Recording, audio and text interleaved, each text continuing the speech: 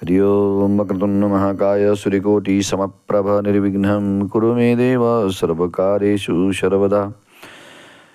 ओम शांतकारं भुजगशयनं पद्मनाभं सुरेशं विश्वाधारं गगनसदृशं मेघवर्णं शुभांगं लक्ष्मीकान्तं कमलनयनं योगिविद्यानगम्यं वंदे विष्णुभवैरं सर्वलोकैकनाथनं। दयानंद भगवान की जय। आप सभी का मेरे YouTube चैनल पर हार्दिक स्वागत है। मित्रों, अगर आप मेरे YouTube चैनल पर नए हैं तो मेरे चैनल को सब्सक्राइब जरूर करना, लाइक शेयर कमेंट करना, कमेंट में ओम नमो भगवते वासुदेवाय जरूर लिखना। मैं आपको अपने YouTube चैनल के माध्यम से रोजाना माघ मास महात्म की कथा को सुनाया करता हूँ। इस कथा को सुनने मात्र से मनवांछित फल की प्राप्ति होती है। माघ मास बहुत ही पवित्र मास है।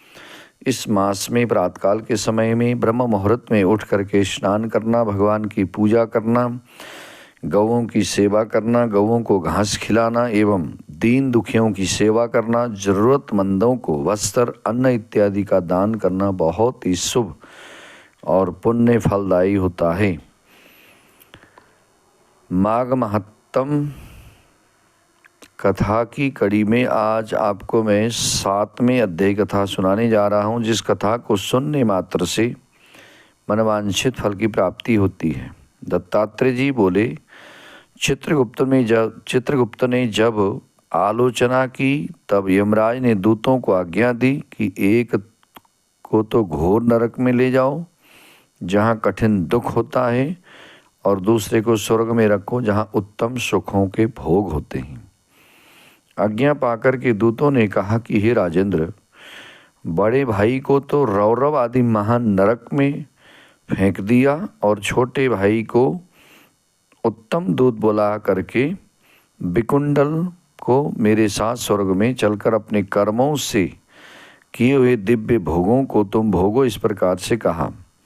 यह सुनकर के हृदय में संशय रख कर के विकुंडल ने कहा कि हे दूत, मैं तुमसे पूछता हूँ कि हम दोनों ने एक ही कुल में पैदा लेकर, यानी कि एक ही कुल में जन्म लेकर के बराबर क्या ही कार्य किया।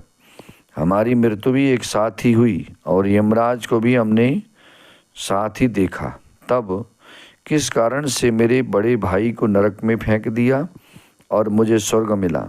विकुंडल के ऐसे पूछने पर यमदूत कहने लगा कि हे विकुंडल, जिस प्रकार से एक वृक्ष पर अनेक प्रकार के पक्षियों का आवागमन होता है, उसी तरह से संसार में पुत्र पत्नी बहन भाई माता पिता आदि का जन्म के कारण संगम होता है।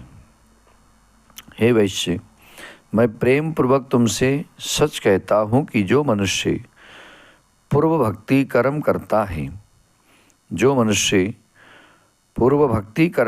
है, वो अपने लिए अच्छे या बुरे कर्मों का ही फल समय समय पर भोगता है, जिसको हम प्रारब्ध कहते हैं।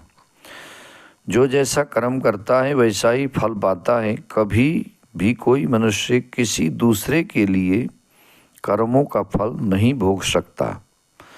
तुम्हारा भाई अत्यंत पापों के कारण नरक में गया है और तुम धर्मात्मा होने के कारण सदैव स्वर्ग को प्राप्त करते हो।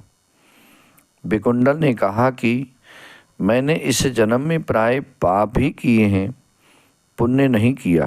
हे देवदूत, मैं अपने पुण्य को नहीं जानता, यदि तुम जानते हो तो कृपा करके मुझसे कहो। देवदूत बोला कि हे वैश्य, सुनो, जो पुण्य तुमने किया है मैं वो भली प्रकार से जानता हूँ, तुम नहीं जानते हो। हरिमित्र का पुत्र सुमित्र वेद पाठी ब्राह्मण था। यमुना जी के तट पर उसका आश्रम था।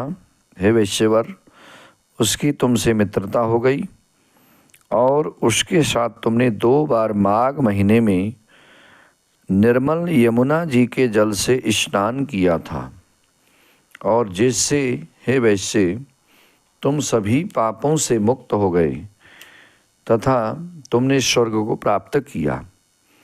तुम इस पुण्य के प्रभाव से स्वर्ग में चिरकाल तक आनंद भोगोगे और तुम्हारा भाई नरक में यमराज के द्वारा कष्ट भोगेगा, बहुत कष्ट सहेगा। 80 पत्थरों से काटा जाएगा मुद्गरों से ताड़ित किया जाएगा, चट्टान पर पीसा जाएगा, अंगारों पर भूना जाएगा। दत्तात्रेय जी बोले कि इस तरह से दूत की बात सुन करके वो बड़ा भाई वे भाई के दुख से दुखी हुआ, बड़े भाई के दुख से दुखी हुआ। उसका शरीर पुलकायमान हो गया। नम्रतापूर्वक दुखी होकर के उसने मधुर वाणी से देवदूत से कहा कि हे साधुओं के साथ, कहा कि साधुओं के साथ 7 पग चलने वाली मित्रता श्रेष्ठ फलदायी होती है। अतः मित्र प्रेम को सोच करके तुम मुझ पर कृपा करो। हे सर्वज्ञ, तुमसे मैं वो सब सुनना चाहता हूँ। कृपा करके मुझसे कहो कि किस कर्म से मनुष्य यमलोक को नहीं देखता तथा बुरी गति को प्राप्त नहीं होता। वो कौन से कर्म हैं जिन कर्मों के करने से मनुष्य को नरक की यातना नहीं भोगनी पड़ती। तो इस प्रकार से उसने पूछा। इसका जवाब अगले 8वें अध्याय कथा में आपको मिलेगा। इस 7वें अध्याय कथा को सुनने मात्र से मनवांछित फल की प्राप्ति होगी। आनंद कंद भगवान की जय हो।